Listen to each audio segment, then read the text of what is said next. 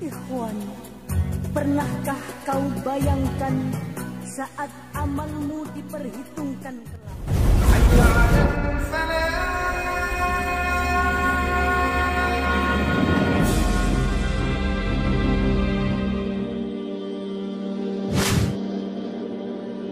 Bismillahirrahmanirrahim. Assalamualaikum warahmatullahi wabarakatuh. Alhamdulillah wa syukurillah wa nikmatillah la haula wa la quwata illa billah.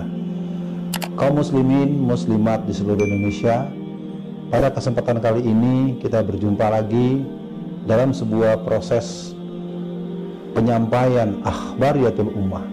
Kita sama-sama memahami situasi negeri ini dari hari ke hari, penuh dengan suasana yang membutuhkan keteguhan kita dalam berhubungan dengan Allah, dengan pedoman dari Allah dan Rasul-Nya, karena kita tidak punya pilihan kecuali terus menyerahkan diri kepada Allah terhadap segala situasi yang kita hadapi. Kajian kita kali ini kita akan mencoba membicarakan sekitar kewaspadaan umat. Apapun yang kita hadapi hari ini merupakan satu akumulasi, yang mana persoalan ini memang membuat kaum muslimin di Indonesia maupun seluruh dunia perlu sama-sama merenung ulang ketika pada kali ini, pada tahun ini, tahun 2020 atau tahun 1441 Hijriah, ada kemungkinan aktivitas ibadah haji ditiadakan. Bahkan 10 bulan ke depan ibadah umroh pun tidak diperbolehkan oleh pemerintah Arab Saudi. Tetapi memang kita semua maklum dengan situasi yang kita hadapi. Maka pada pertemuan, pada penyampaian, pada penjelasan kali ini kita mencoba menghitung langkah bahwa keadaan demi keadaan membutuhkan kesadaran, membutuhkan kewaspadaan, membutuhkan pemahaman apa sesungguhnya yang terjadi atau ada apa di belakang sesuatu yang sedang terjadi itu. Kita akan memulai yang berhubungan dengan kondisi objektif umat Islam. Hari ini umat Islam Indonesia secara umum adalah umat yang masih mayoritas. Secara kuantitatif, ya. Tetapi secara peran-peran publik, secara peran-peran sosial, peran-peran ekonomi, peran-peran politik, peran-peran kemasyarakatan, dan peran-peran strategis, kita sama tahu umat Islam berada pada keadaan yang sangat memprihatinkan. Tentunya keadaan ini tidak boleh membuat kita berkecil hati. Maka kita memulai memahami bahwa keadaan ini diingatkan oleh Allah ketika Allah berfirman, yuriduna liyutfi'u nurallahi biafwahihim wallahu mutimmu nurihi walau karihal kafirun. Ada kesungguhan dari kaum kafir. Mereka menginginkan bahwa kita umat Islam ini tidak tahu apa yang terjadi, tidak memahami, tidak menyadari, dan akhirnya kita dikalahkan dan terus disalahkan dalam berbagai hal yang terjadi pada waktu-waktu belakangan ini, mungkin sejak dulu juga dan bisa juga pada kedepannya. Maka itu mari kita mengajak diri kita, kaum muslimin, diawali dengan orang terdekat, keluarga kita, untuk menyadari betul bahwa situasi akhir zaman ini menuntut kita untuk mempunyai ikatan yang kuat dengan firman Allah, dengan akidah yang kuat, dengan ibadah yang tertib, dengan akhlak yang terjaga. Maka dengan adanya akumulasi bangunan Islamiyatul Hayah itu membuat kita punya sensitivisme, mempunyai sensitivitas, sehingga kita tidak sembrono untuk melihat berbagai keadaan, kejadian, dan segala kemungkinan yang bisa kita alami. Kita belajar dari beberapa negeri. Kita tahu misalnya Tibet, bagaimana nasibnya Tibet ketika membiarkan proses-proses pembangunan negerinya dibangun dengan cara berhutang, yang mengakibatkan pemimpinnya Dalai Lama diusir dengan atas nama kekuatan pemilik modal.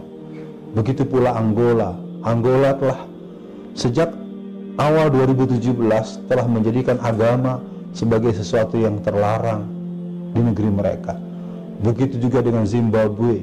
Karena mereka mempunyai hutang yang begitu banyak, tidak mampu membayar, akhirnya Zimbabwe mengganti mata uangnya sesuai dengan mata uang tuan pemberi hutang, yang membuat Zimbabwe menjadi negeri yang terpasung dan terjajah secara de facto. Kaum muslimin yang berada di negeri Indonesia, mari kita melihat bagaimana dengan negeri ini, bagaimana kepemilikan aset-aset yang berhubungan dengan nilai-nilai kebangsaan kita, sumber daya alam kita, kekayaan alam kita. Dan yang sangat menyedihkan adalah kita lihat dengan sangat terang benderang para ulama, para tokoh-tokoh Islam, para orang-orang yang menyatakan komitmen kepada pandangan-pandangan dinul haq, pandangan-pandangan dinul Islam, mereka kerap mendapatkan penekanan-penekanan yang disebabkan karena kita tidak mempunyai kekuatan jaringan, tidak mempunyai kekuatan tawar-menawar yang membuat kita akhirnya mayoritas, tetapi harus berhadapan dengan realitas yang membuat kita hanya mengurut dada. Situasi ini tidak boleh kita sesali.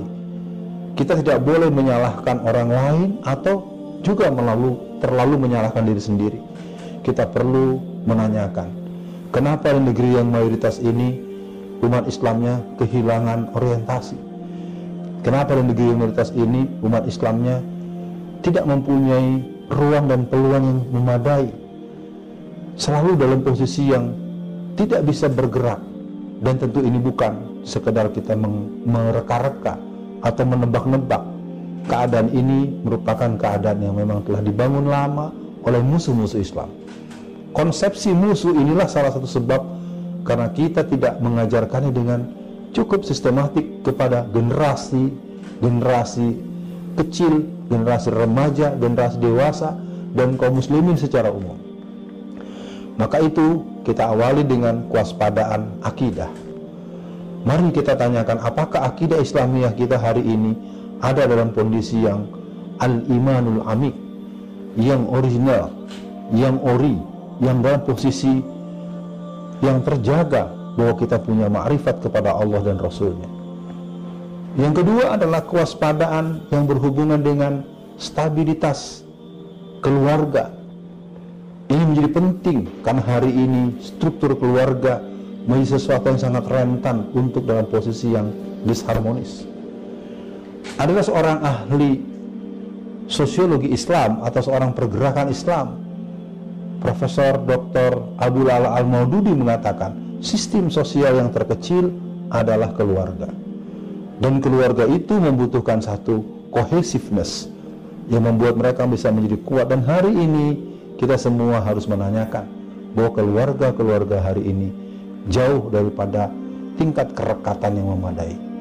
Mudah-mudahan kita sadari, Allah mengingatkan, ya ayyuhallazina amanu qu anfusakum wa ahlikum nar. Wahai orang-orang yang beriman, jagalah dirimu dan keluargamu daripada azab api neraka. Yang ketiga adalah kewaspadaan persaudaraan. Persaudaraan dalam iman, persaudaraan dalam Islam, persaudaraan dalam kemanusiaan. Tentu kuncinya adalah innamal mu'minuna ikhwatun fa aslihu baina akhawaikum wattaqullaha la'alakum turhamun. Wahai orang-orang yang beriman, sesungguhnya engkau bersaudara. Oleh karena itu perbaikilah persaudaraan di antara kamu apabila ada perselisihan, silang pendapat, atau hal-hal yang tidak engkau sepakati. Para pendengar, para pemirsa, dan yang menyimak penyampaian ini, kita harus menyadari betul bahwa persaudaraan dalam iman ini ditegaskan dalam Allah, ditegaskan oleh firman Allah. Innallaha yuhibbul ladzina yuqatiluna fi sabilihi saffan ka'annahum bunyanun marsus. Dalam ayat lain Allah mengingatkan, wal mu'minin wal mu'minatin kal bunyanuhum yasduhum ba'duhum ba'da.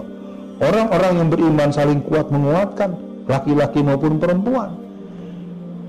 Dengan ini adanya kekuatan, adanya kohesif secara jaringan dan basis network orang-orang beriman, ini merupakan landasan yang kokoh untuk kita menghadapi kemungkinan-kemungkinan berikut. Yang berikutnya adalah kewaspadaan akan serangan-serangan musuh. Musuh itu yang paling berat adalah yang tidak terlihat.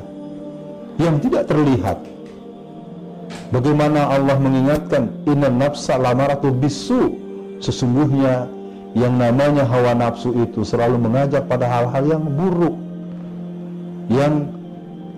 yang bersifat negatif. Maka hal ini perlu kita sadari.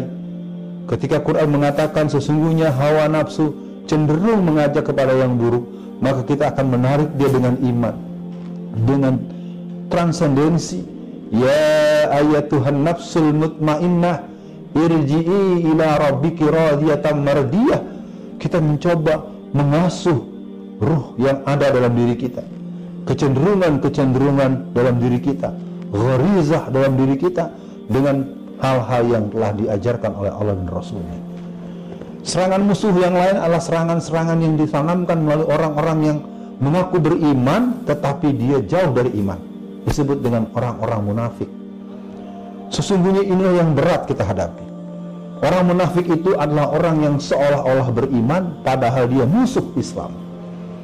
Tampilannya, ucapannya, kefasihannya, gaya hidupnya, pola hari-harinya, lifestyle-nya, seolah-olah dia orang yang beriman padahal dia merusak iman, menghancurkan orang-orang yang beriman.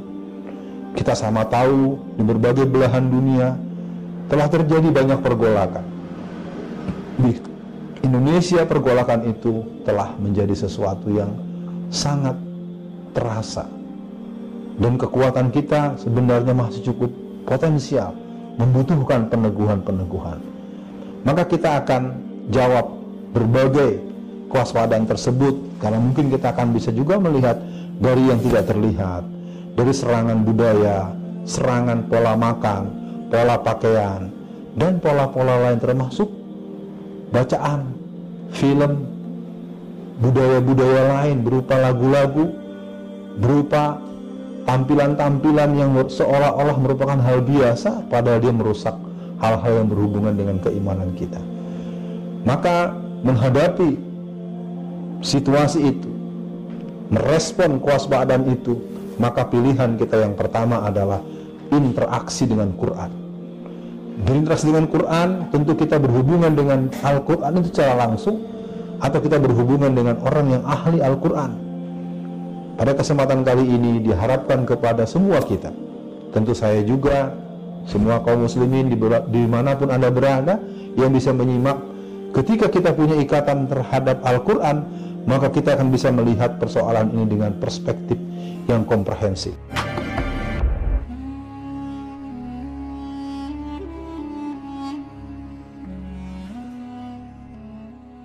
Ya